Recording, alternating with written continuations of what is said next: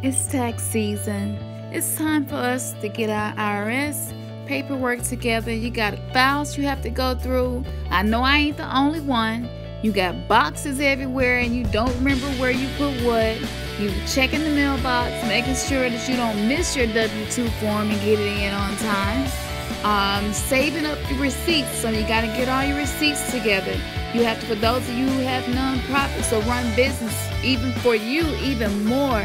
It is a lot to do to prepare for your taxes.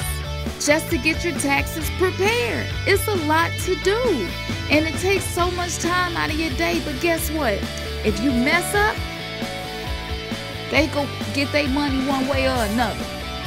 And we know that. So what we tell you, what do you tell your friends? Because this is what I tell my friends. No, girl, don't you put that on there. If it ain't true, don't do it, because they will audit you. And I don't want to see you go through that, because I went through that myself. That's what I say. You know what I hear everybody else saying? Make sure you honest on your W-2s, because if you're not, when you do the application and send it off, they finna come and get their money by any means. They go call your phone, send letters to your house. They will even garnish your checks. All kinds of threatening situations I've seen other people go through from doing that. What's my point in saying all of this? I was sitting here looking, and I was going through all the stuff and getting all my stuff ready, and I heard God say, I can't even get you to do half of this for me. I can't even get you to go to the Word and actually look through it and find whatever it is you need for the season and that day that you're in. I can't even get you to do that. I can't even get you to be concerned with not obeying the rules, not following the commandments, the requirements, not doing it the correct way because you fear the repercussions. You don't even do that with me. You do whatever you want to do, and you don't fear me. You don't have reverence for me. And it breaks my heart. But IRS, they get all of your respect. They get all of your reverence. But me, I don't get the same reverence that IRS does, which means I'm not your Lord. I am not your God, which means I am your Father. But I'm not being treated like your Father. So He's God. And if this broke my heart, He's God. He and my Father, but I'm not treating Him like neither. He wasn't even talking about how I treat Him just as God, talking about as a Father. And he has been a father to me. But yeah, I do. I respect the IRS more. I have more reverence for the IRS. That means I fear what they will do. But when you mess up with IRS, guess what? They're going to audit you. Do you get mad at IRS? No. You get mad at yourself because you like, I shouldn't have lied on my taxes. You get mad at yourself because you like, I shouldn't have let her do my taxes because I knew she didn't know what she was doing no way. So what you do? Then you want to go up to the shop and cut up and act a fool at everybody's tax business. Why you filed my taxes like this? Now my taxes messed up. I'm finna get audited. I don't know what that means, but I know it must be something bad.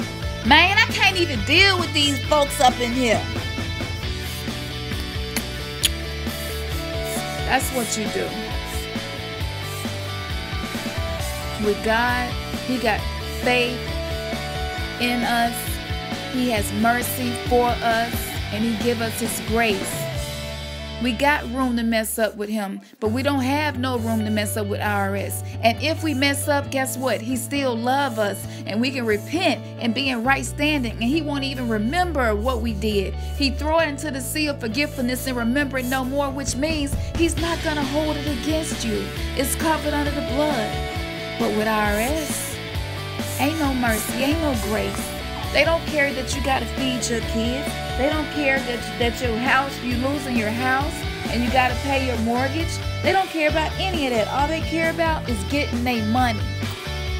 So y'all tell me, how do we respect and have reverence for the IRS more than the one that created us, the one that woke up us this morning, and the one who keep us alive through all the shit we done been through? Excuse my language. But how I'm offended at myself. Because when somebody hurt me, I go crying to God, and the whole time I'm breaking God's heart. All He wants us to do is to repent when we've done wrong and try to turn and change those ways. So if you find yourself in this same situation, guess what? IRS is who you idol worship. You do not give God your worship, because God wants worship in spirit and truth. He does not want divided worship. You can turn this around, just simply repent and ask God to help you. He knows us better than us, so He knows how to help us. So if you're fearful of IRS, if you trust IRS to give you what you deserve, then God should get that same, especially since He give us grace and mercy, and He give us room to mess up. Matter of fact, His return ain't nothing like IRS return. He outdo them on every level. He'll give you 30, 60, and 100-fold. Pressed down, shaken together, and running over. That's what He do. Give us what we don't deserve, but withhold judgment and punishment from us that we do deserve.